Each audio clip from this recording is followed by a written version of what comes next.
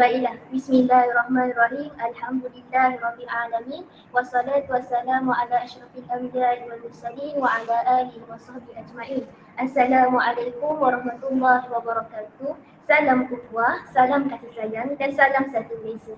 Para hadirin sekalian, bersyukur kita kehadap Allah Subhanahu wa taala kerana dengan limpah serta kurnia daripadanya dapat kita bertemu secara malam ini untuk mengadakan forum bersama saya, Maizatul Farisha binti Muhammad Azhar, pada pagi yang berbahagia ini. Hadirin yang rahmati Allah sekalian, sebelum saya memperkenalkan ahli-ahli panel kita pada hari ini, kita sedia maklum dewasa ini masalah akidah adalah masalah serius dalam kalangan masyarakat.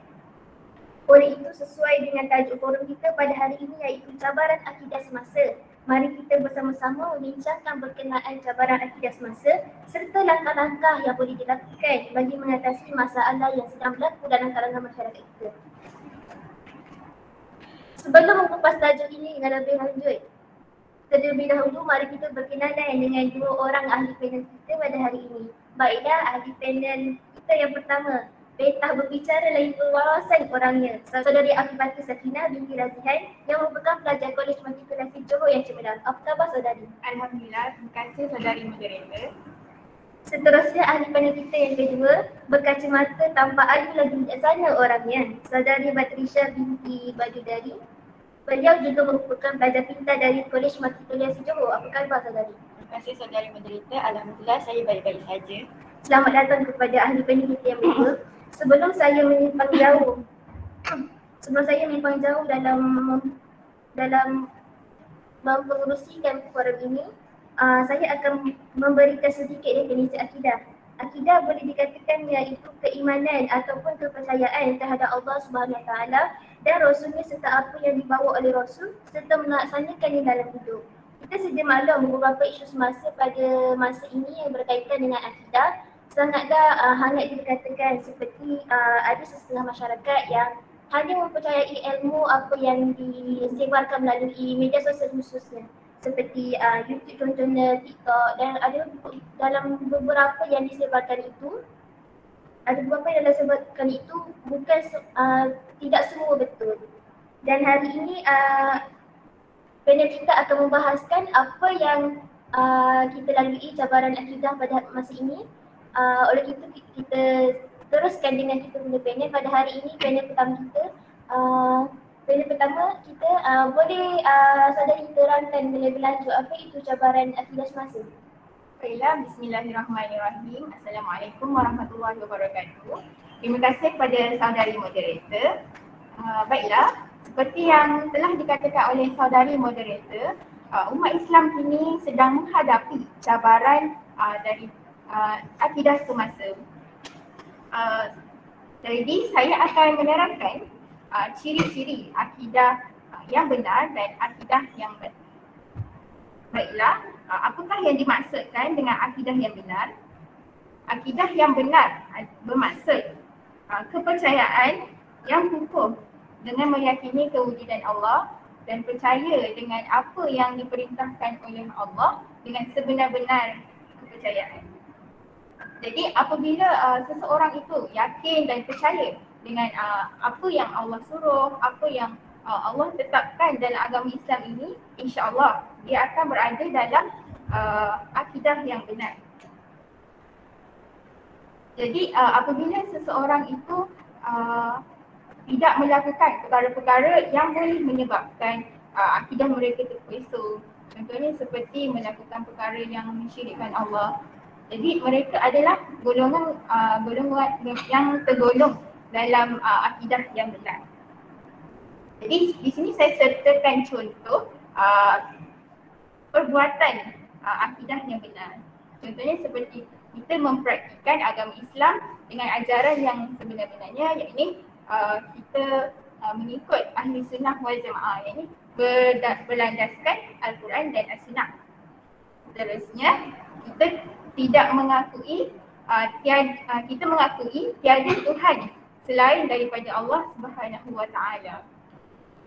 Seterusnya kita juga melakukan semua perintah Allah seperti solat, berpuasa dan sebagainya. Jadi rukun yang paling penting adalah 6 teras rukun iman. Ini percaya kepada Allah, percaya kepada kitab, percaya kepada Nabi dan Rasul, percaya kepada hari akhirat yakni hari kiamat, dan percaya kepada qada dan qadar. InsyaAllah jika kita percaya dengan 6 rukun iman yang utama ini, kita berada dalam akidah yang benar.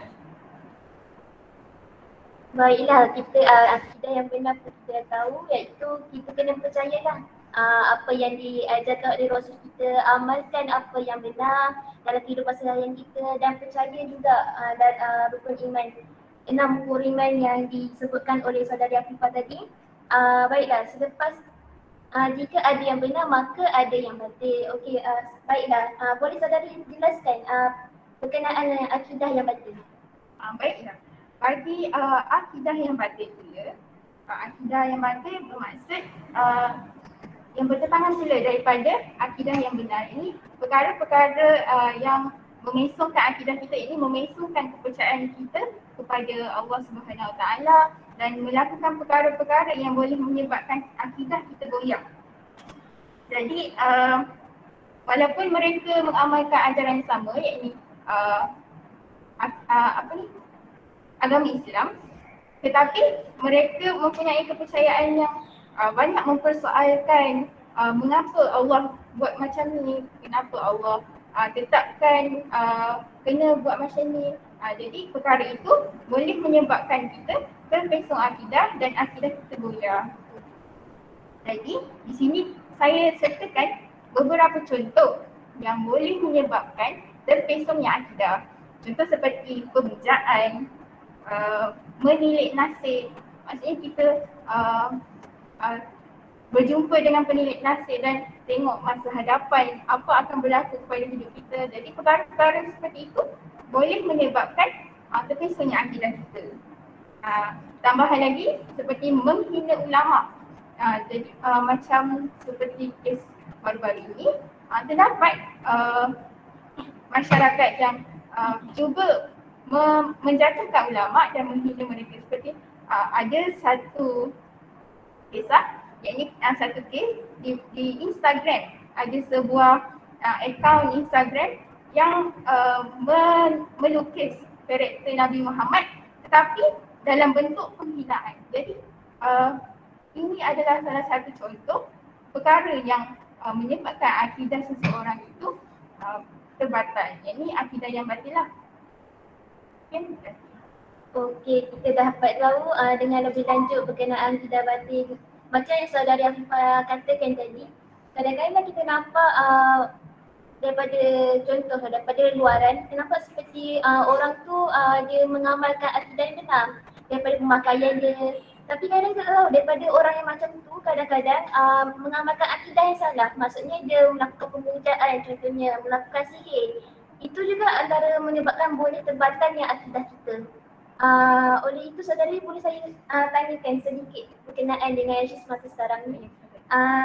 Boleh saudari berikan pendapat seperti yang dalam isu semasa pada hari ini, banyaknya remaja terlalu mengagung-agungkan hiburan seperti lagu yang kadang-kadang kita tak sedar lagu itu adalah seperti dalam bentuk pemujaan. Kalau kita hayati sebahagian lirik mereka berbentuk pemujaan. Apa pendapat saudara berkenaan dengan isu semasa tersebut? Baiklah, terima kasih saudara moderator. Pada pendapat saya, apabila remaja masa kini mula mendengar lagu-lagu yang mempunyai lirik berunsurkan pemujaan atau penghinaan kepada Allah ataupun agama, saya dapati bahawa lagu-lagu seperti ini boleh menyebabkan terbatalnya akidah kita.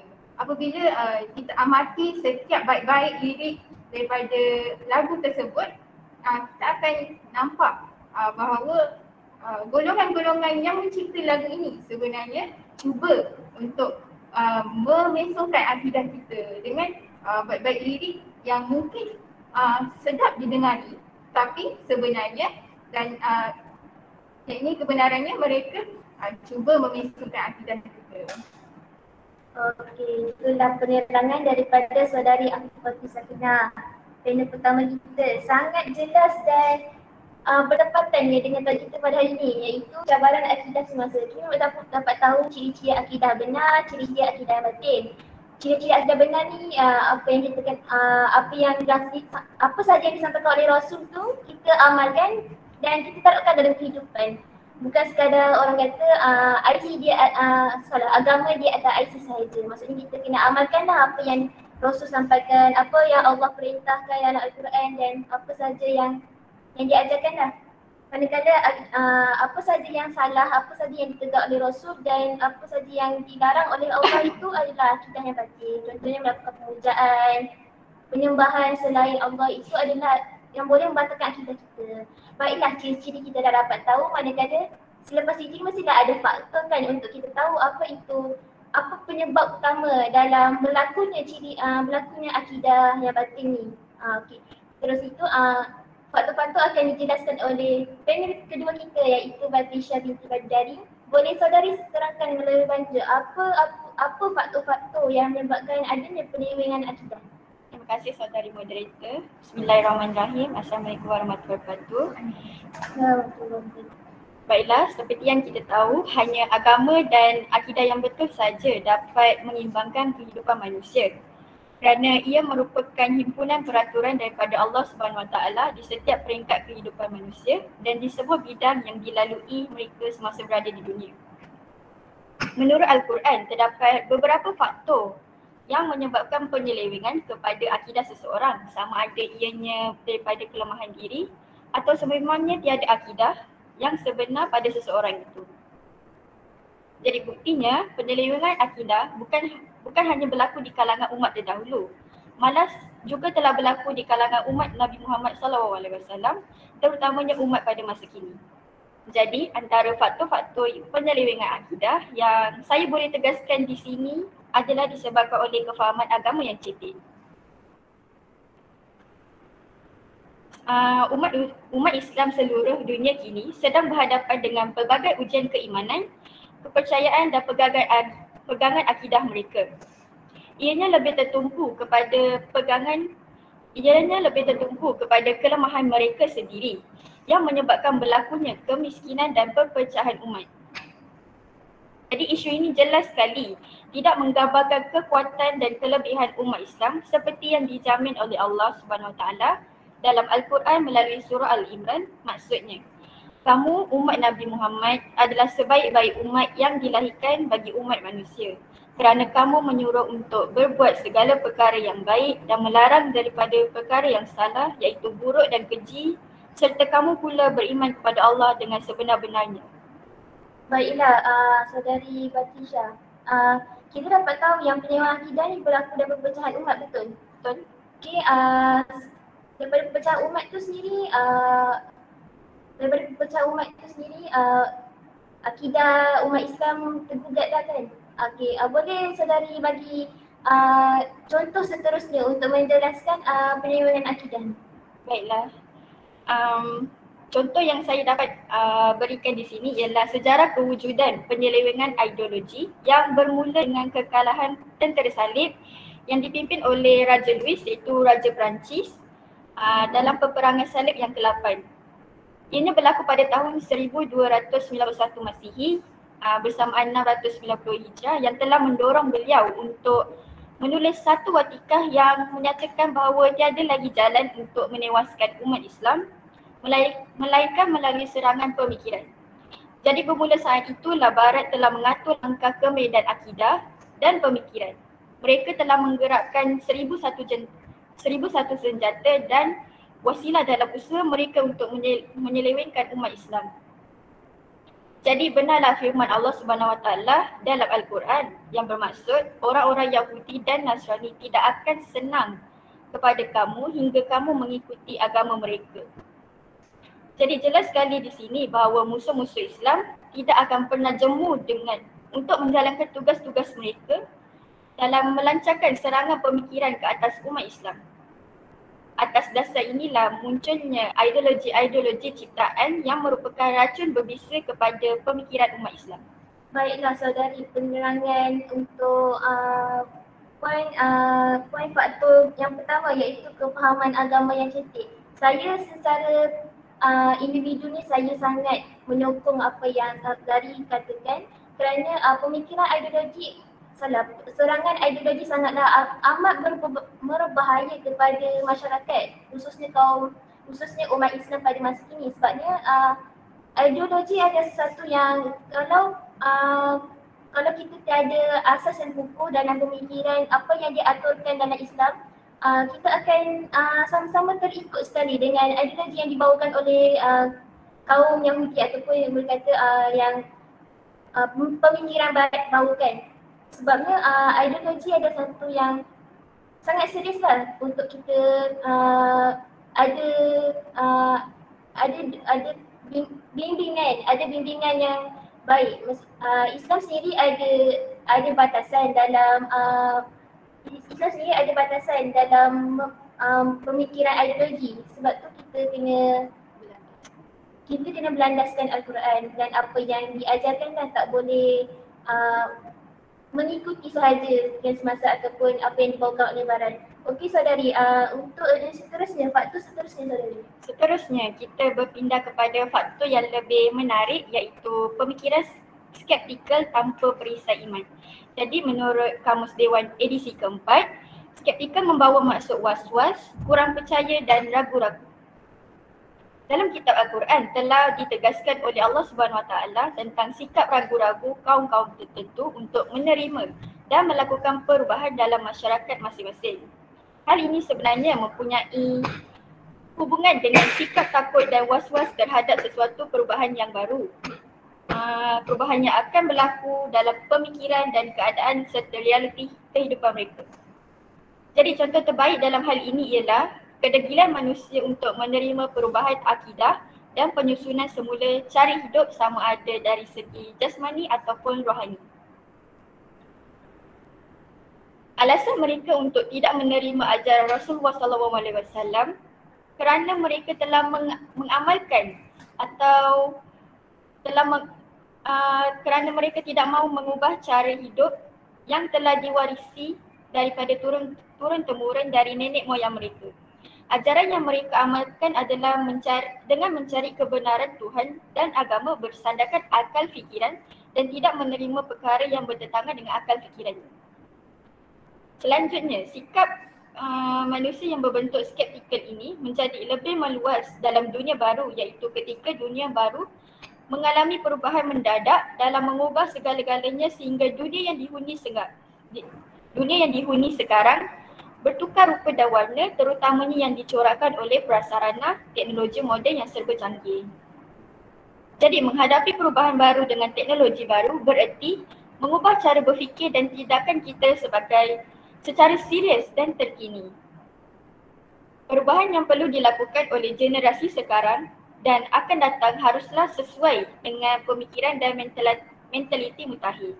Jadi tegasnya, sikap skeptikal dan ragu-ragu tanpa merancang terlebih dahulu dan berusaha dengan penuh yakin akan meletakkan kita pada tahap yang mundur dan statik.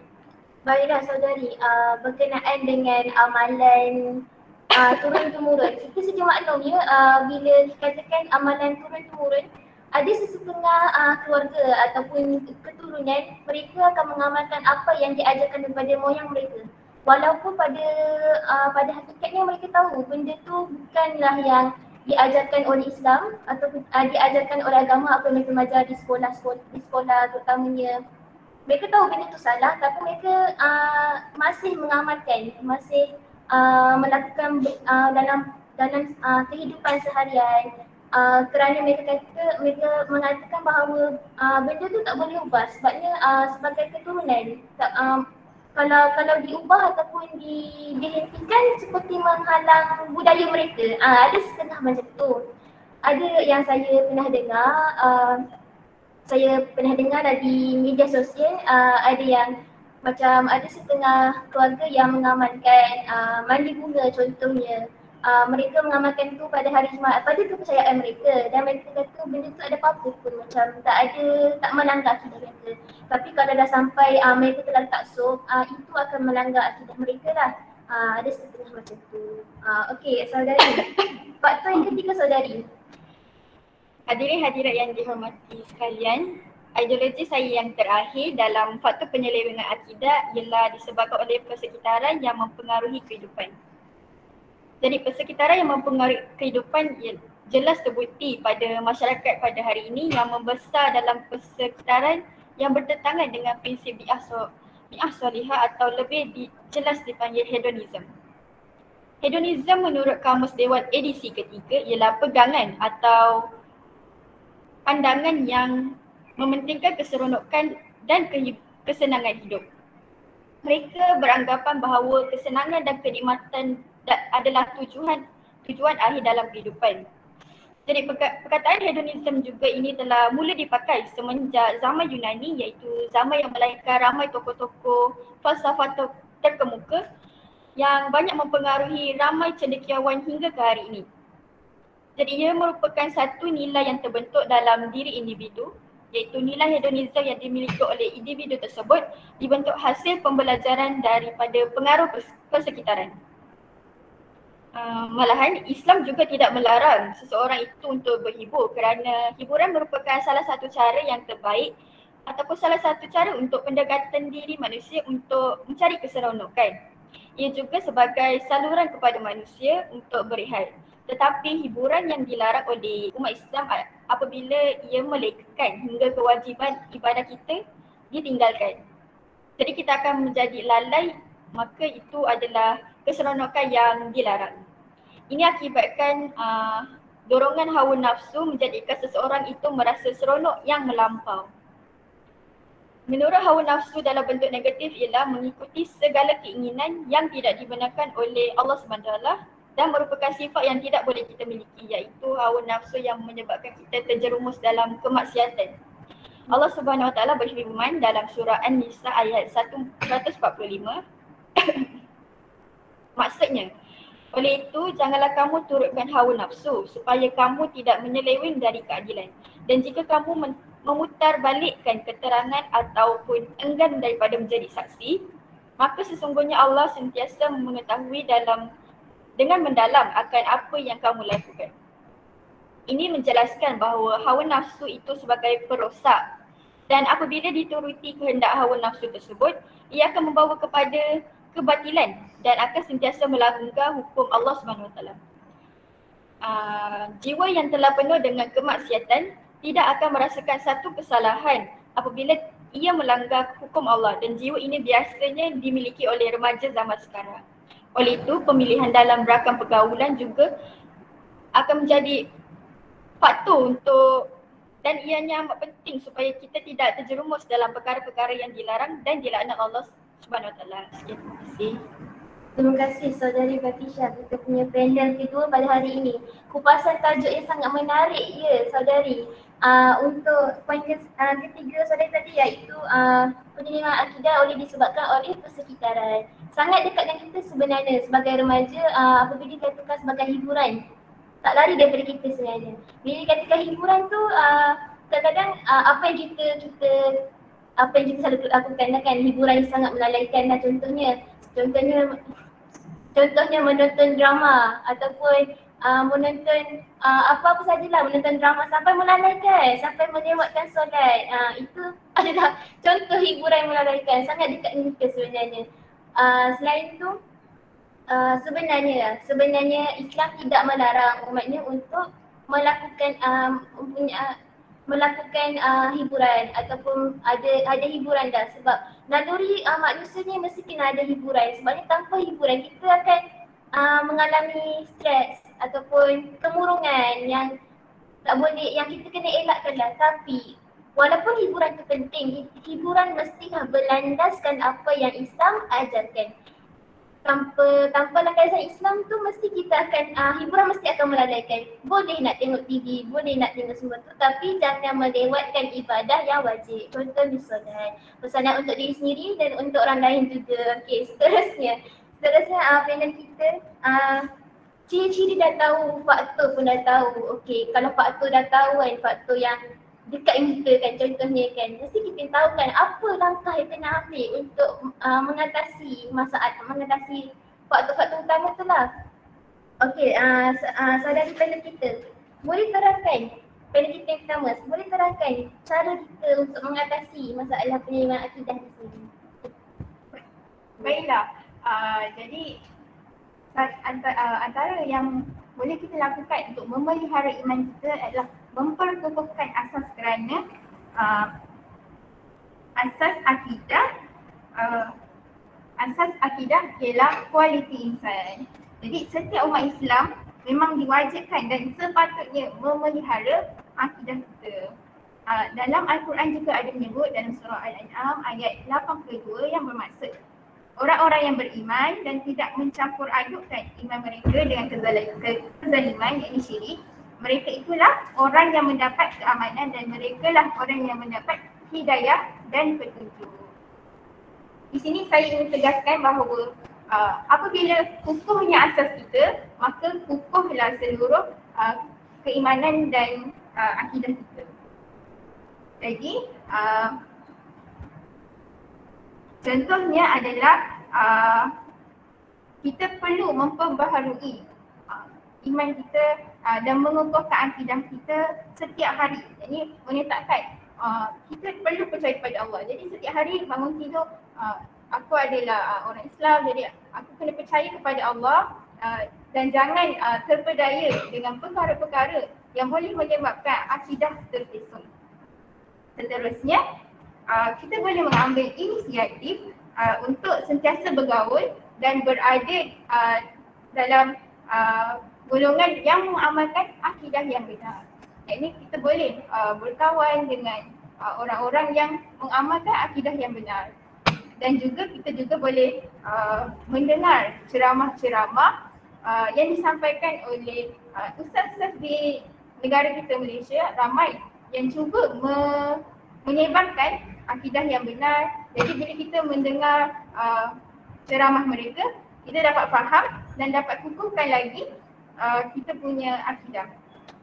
Terdapat ramai penceramah di Malaysia ini yang giat dalam usaha dakwah dalam menegakkan akidah seperti Ustaz Azhar Idrus, Ustaz Wadi Anwar dan ramai lagi lah penceramah yang boleh kita tonton dan ikuti apa yang mereka sampaikan, di mana banyak berkaitan tentang bagaimana untuk kita memperkukuhkan dan memelihara akidah kita. Selain itu, kita boleh menyebarkan asas akidah dalam media massa. Jadi kita boleh gunakan media-media sosial seperti Instagram, Twitter, YouTube ataupun kadang-kadang seperti yang anak muda zaman sekarang suka guna Omni TV. Jadi di situlah kita boleh cuba sampaikan dakwah untuk menyampaikan akidah yang benar daripada media-media tersebut supaya dapat tarik lebih ramai umat Islam, supaya kita dapat sebarkan apa yang benar dan apa yang melalaikan, yakni memisahkan akidah kita.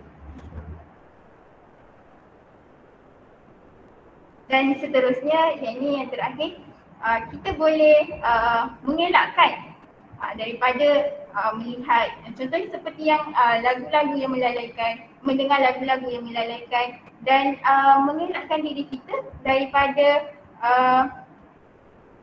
menyebarkan akidah yang salah. Contoh seperti yang umum selalu melakukan perkara ini. Contoh mendapat mesej berantai. Contohnya apabila dia menulis di grup WhatsApp ataupun di mana platform media sosial. Contohnya seperti jika engkau tidak menyebarkan perkara ini, iaitu tidak berselawat, engkau akan ditimpa musibah. Jadi perkara-perkara seperti ini boleh memesongkan akidah kita sebenarnya. Jadi berhati-hatilah apabila kita mendapatkan sesuatu berita ataupun maklumat tu. Jadi kita kena pastikan perkara tersebut sahih ataupun benar tak dari segi akidah ni, betul tak perkara ni. Jadi sentiasalah berhati-hati apabila mendapat perkara-perkara yang mungkin sebenarnya kita nampak elok di luar, tetapi sebenarnya terdapat unsur yang boleh menyebabkan akidah kita terpesong. Jadi begitulah antara cara-cara bagaimana kita nak pelihara akidah kita daripada terbatan. Terima kasih saudari Afifah. Sangat menarik ya langkah untuk kita terjebak dalam penyelewengan akidah. Kadang-kadang benda tu sangat ringkas, sangat simple, tapi kadang-kadang benda tu juga yang akan menyelewengkan akidah kita. Contohnya macam saudari kata tadi berkenaan dengan mesej berantai. Saya pun pernah terlibat sama dengan mesej berantai ni. Sebab saya pun rasa macam tak boleh kalau aku tak buat ni sebab nanti kan jadi macam ni macam tu. Dia kadang kita rasa macam benda tu kelakar, tapi sebenarnya itu adalah yang terjadi. Sangat-sangat meluas kalau dulu lah kan yang berkenaan mesej berantai juga. Berkenaan dengan persekitaran yang baik lah, macam bergaul dengan alim ulama ataupun bergaul dengan dalam persekitaran yang baik. Contohnya macam sekarang ni kita dapat tahu macam orang kata sebenarnya dia tak valid dah. Kita punya alasan yang mengatakan agama ni terbatas. Contohnya nak akses agama terbatas, sebenarnya tak valid dah. Sebab dia dalam internet sendiri banyak dah sebenarnya sumber-sumber akidah ni, sama ada ia betul ataupun tidak, sama ada sahih ataupun batil. Sebenarnya kita boleh akses dia sebenarnya. Untuk macam banyak je untuk sekarang ni melakukan ceramah bebas ataupun mereka nak semua rasa nak akses tu diorang hantar. Mereka akan upload ataupun memuat naik video mereka di YouTube ataupun Facebook dan sebagainya. Sebenarnya senang sangat nak untuk akses untuk kita tahu benda tu benar ataupun tidak. Berkenaan juga dengan hiburan juga lah kan. Sama balik-balik hiburan juga sebab sama je. Sebab memang dekat dengan kita hiburan ni kan. Tak boleh lari sebenarnya, remaja dengan hiburan ni sangat dekat. Dua perkataan yang sangat sinonim bersama, okey. Berkenaan dengan hiburan juga, kita kena adalah batasan dalam hiburan. Contohnya lagu yang menyelewengkan tu, sekali lagi lagu yang menyelewengkan akidah kita. Boleh nak layan lagu tu tapi awak kena tengok dulu apa dia, lirik dia. Bukan hayati lah, maksudnya awak kena tengoklah apa yang disebutkan tu. Kadang-kadang mereka ni sengaja membina ataupun membina lirik yang sangat orang kata sangat senang untuk dinyanyikan. Sangat menarik lah dia punya lagunya. Maksudnya kita kadang dengar tak nak nyanyi lagu dia sebab korang pun tahu kan. Kalau korang tengok, jangan tengok, okey, jangan tengok. Jangan tengok, okey, lagu tu ada setengah lagu yang memang sangat-sangat lah dia mungkin nampak biasa tapi dia punya maksud tersirat dia, maksud tersirat tu awak tak tahu.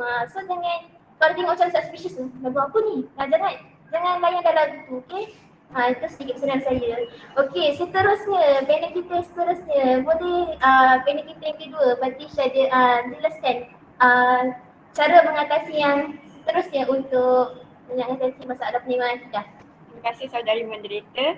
Jadi dalam mengatasi penyelewengan akidah, umat Islam perlu memperkukuhkan ilmu. Tanpa ilmu, jadi itu merupakan penyebab akidah kita menjadi goyah. Jadi ilmu yang dipelajari amatlah berguna untuk meyakini sama ada keputusan yang akan dibuat itu berlandaskan ajaran Islam ataupun ianya terpesong daripada akidah Islam yang sebenar. Jadi di zaman yang moden ini, akidah Islam yang sebenar wujud dengan kes-kes ajaran-ajaran sesat. Jadi sebagai contoh, pada 9 Ogos 2020 yang lalu, melalui petikan akhbar Sinar Harian telah membuktikan bahawa ajaran sesat Ayapin telah tersebar sehingga ke Lembah Kelang. Ini disebabkan oleh akidah mereka yang goyah dan tidak mempunyai ilmu yang kuat tentang agama Islam. Zaman yang moden ini telah sedikit sebanyak membantu mereka untuk menyebarkan ajaran ini melalui platform-platform media sosial yang sedang meluas. Akibat daripada penyebaran yang meluas ini, Jabatan Mufti Terengganu telah memfatwakan ajaran Ayapin sebagai satu ajaran yang sesat. Jadi kita wajar untuk membendung satu ajaran sesat ini melalui kita mewartakan sekali untuk mengkaji semula fatwa yang telah diberikan oleh Jabatan Mufti Terengganu tersebut. Oleh itu, umat Islam telah pun diwajibkan untuk sentiasa mencari dan menuntut ilmu semasa hidup di dunia dan bagi menjauhkan diri daripada ajaran-ajaran yang sesat. Ini dapat dibuktikan daripada hadis Nabi Muhammad SAW bermaksud menuntut ilmu wajib atas setiap umat Muslim. Jadi melalui ilmu yang telah umat Islam peroleh, ianya dapat membantu dalam mengenal pasti antara jalan yang benar ataupun yang sesat.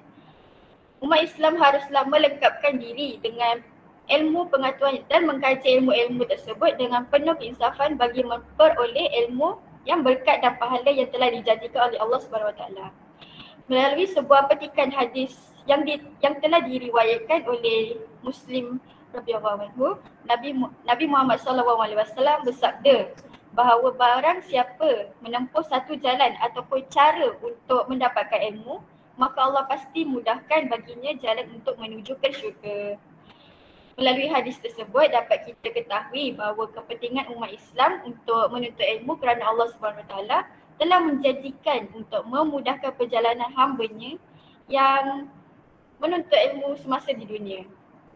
Umat Islam yang kerap mempelajari ilmu dapat mengetahui kesempurnaan Islam dan bukan sahaja merangkumi rukun Islam dan rukun iman, walhal juga merangkumi seluruh ciri kejadian manusia dan hikmah mereka diciptakan. Bagi umat Islam yang telah mempelajari dan mendalami ilmu, mereka akan mengetahui bahawa manusia dicipta di dunia hanya untuk beribadah kepadanya. Ini dapat dibuktikan dalam firman Az-Zariyat ayat 56 dan bermaksud, dan aku tidak menciptakan jin dan manusia melainkan supaya mereka beribadah kepadaku. Jadi dan bagi mereka yang tidak mempelajari ilmu akan melihat manusia ini dihidupkan dan diciptakan di dunia hanya untuk menghabiskan waktu untuk berseronok, berhiburan. Jadi melalui usia muda, remaja kini membazir waktu mereka. Dan bagi mereka ini, mereka akan tersesat di dunia yang dengan kebodohan dan sombong, maka ilmu-ilmu mereka itu menyebabkan mereka mudah untuk ke arah ajaran-ajaran yang sesat. Jika mereka terus dengan kesesatan ini, maka di akhirat kelak Allah SWT pasti akan mengazab mereka dengan azab yang pedih, iaitu neraka yang penuh kesiksaan. Jadi sebagai penyimpul kata, ilmu dan wadah Islam ini amatlah penting dan wajar diberi keutamaan oleh setiap umat Islam. Umat Islam yang mementingkan akidah pasti akan bukan saja mementingkan urusan ibadah dan hubungannya dengan Allah juga terjaga. Malahan kehidupannya di dunia juga penuh berakhlak. Jadi kita dapat membezakan orang yang hidupnya berteraskan Al-Quran dan orang yang kurang mendapat didikan agama. Akhir sekali, wadah Islam adalah platform utama untuk mengatasi kejahilan yang terdapat di atas dunia ini. Sekian, terima kasih. Terima kasih saudari penerbit yang kedua. Kupasan sangat menarik dan sangat tepat ya. Berkenaan dengan ilmu, pembelajaran ilmu lah khususnya. Kita sedia maklum bila kita imbas balik waktu kita semasa kita di sekolah agama ataupun di sekolah belajar dalam 4, saya rasa lah darjah 3 macam tu. Kita waktu tu kita belajar berkenaan dengan wahyu pertama kita. Apa di wahyu pertama kita yang bermula dengan Iqra bismi rabbikal ladzi khalaq. Bila kata Iqra, bacalah. Maka di situlah sebenarnya tuntutan untuk berilmu, untuk menuntut ilmu. Sebab tu mereka ulama kata, cikgu-cikgu kita kata menuntut ilmu ni khususnya berkenaan dengan agama, ilmu yang berkenaan agama adalah penuntutan ilmu sepanjang hayat. Kita tak adanya kata bila menuntut ilmu tu setakat situ je. Contoh kita berhenti tingkatan 6, dah tak sambung belajar, situ je kita punya ilmu. Tak. Ilmu ni sepanjang hayat, tak kisahlah secara formal ataupun bukan formal, contohnya berkenaan dengan kehidupan, itu juga sebagai ilmu. Seterusnya bila kita kata ilmu ni kena berguru. Kena ada yang orang lebih tinggi ilmunya mengajar kita. kalau kita setakat berguru dengan media sosial ataupun setakat internet, sebenarnya itu adalah sangat berbahaya dengan kita. Sebab itulah salah satu sebabnya bagaimana penyebaran agama sesat, penyebaran ajaran sesat tu berlaku. Sebabnya mereka ni jahil, mereka ni tak tahu pun pasal agama, dan bila orang yang dikatakan pakar dalam ilmu dalam bidang agama itu datang kepada mereka dan berkata aku tahu benda ni macam ni. Benda tu betul, dia katalah. Tapi orang yang jahil ni tak tahu benda tu betul ke tak, ikut je. Sebab itulah berlaku penyebaran agama, ajaran sesat tu. Mereka akan datang khususnya contohnya dalam kampung orang asli, mereka pun tak tahu kan, mereka jauh daripada bandar, jauh daripada hubungan orang.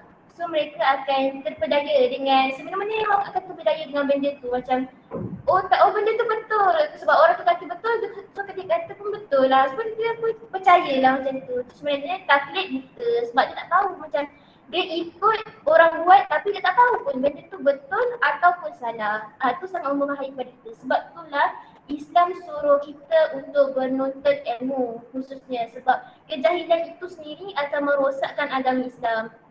Sebab dan ilmu tu sendiri akan memberikan kita cahaya kehidupan macam yang Nabi Muhammad lakukan dulu.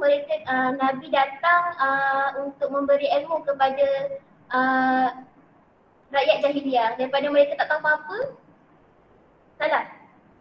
Daripada mereka betul lah, daripada Nabi datang Madinah untuk berdakwah, daripada mereka tak tahu apa, mereka tahu Islam ni macam ni. Sebab itulah penyebaran dakwah dan penyebaran ilmu, menuntut ilmu tu sangat penting untuk mengelakkan daripada akidah kita terseleweng. Dan itu sangat penting. Menuntut ilmu tu sangat penting kerana menuntut ilmu adalah penuntutan sepanjang hayat.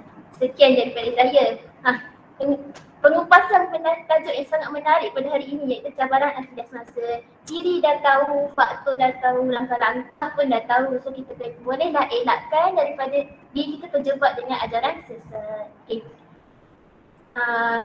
Kesimpulan daripada saya, akidah itu sangat penting untuk kita jaga sebab akidah adalah tiang pendirian kita sendiri. Apa yang kita percaya daripada Nabi, apa yang Nabi bawa, apa yang Nabi ajarkan kepada kita kena percaya.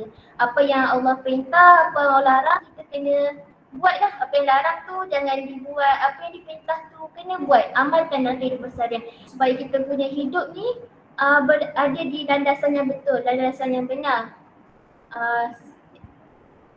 Itu saja daripada saya dan moderator, panel nak cakap apa lagi?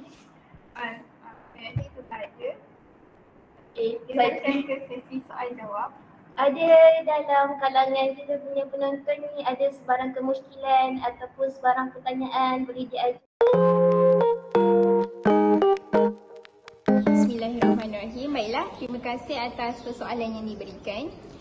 Berkaitan dengan persoalan yang diajukan oleh saudari penonton kita itu tadi, yakni apa pendapat tentang sambutan Hari Agama Sedunia. Baiklah, pada pendapat saya, sambutan Hari Agama Sedunia ini adalah satu ideologi yang cuba disebarkan oleh golongan-golongan yang ingin merosakkan akidah umat Islam. Jadi, bagaimana ia boleh menyebabkan akidah seseorang itu terbatal? Kerana apabila kita menyambut sambutan agama sedunia, bermaksud kita seperti mengakui agama lain.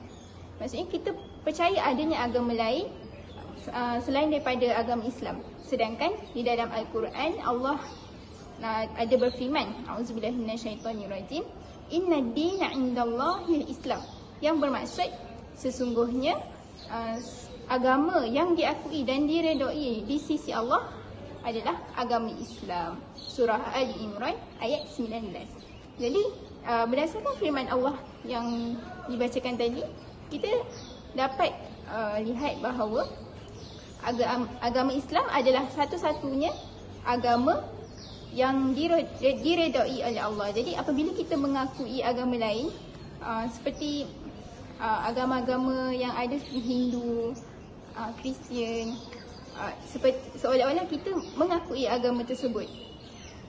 Bila kita lihat dari segi luaran, sambutan Hari Agama Sedunia seolah-olah macam nampak baik, seperti kita menghormati agama-agama lain, cuba meletakkan kesamarataan antara agama.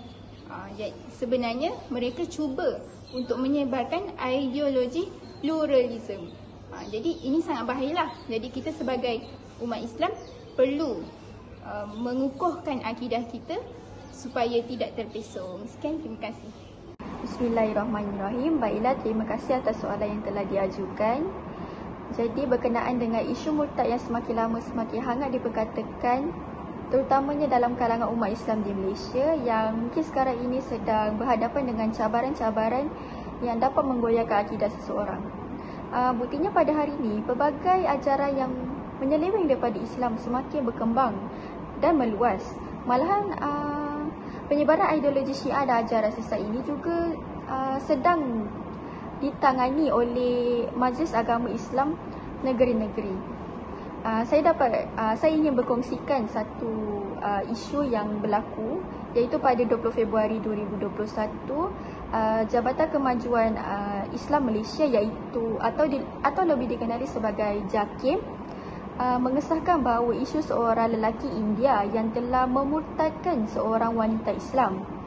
Jadi berkenaan dengan isu ini telah diambil tindakan oleh pihak polis Diraja Malaysia apabila ianya tular di media sosial. Beberapa maklumat yang saya dapat kongsikan di sini ialah bahawa di Malaysia juga mempunyai tindakan undang-undang yang boleh diambil terhadap sesiapa sekalipun, termasuk orang bukan Islam, yang cuba untuk menghasut, memujuk, mempengaruhi atau memaksa umat Islam supaya meninggalkan agama Islam. Jadi di sini, mana-mana pihak orang Islam yang cuba untuk keluar daripada Islam juga boleh diambil tindakan undang-undang di bawah enakmen kesalahan jenayah yang kesalahan jenayah syariah yang sedang berkuat kuasa di beberapa buah negeri. Malah, pihak JAKIM juga telah menyeru supaya seluruh umat Islam agar mempertekadkan kefahaman dan penghayatan Islam secara menyeluruh melalui pegangan akidah mereka, syariah dan akhlak yang seperti yang telah diajar oleh Nabi Muhammad SAW. Sekian sahaja daripada perkongsian saya ini. Saya harap apa yang dikongsikan ini dapat menjawab soalan daripada penonton kita.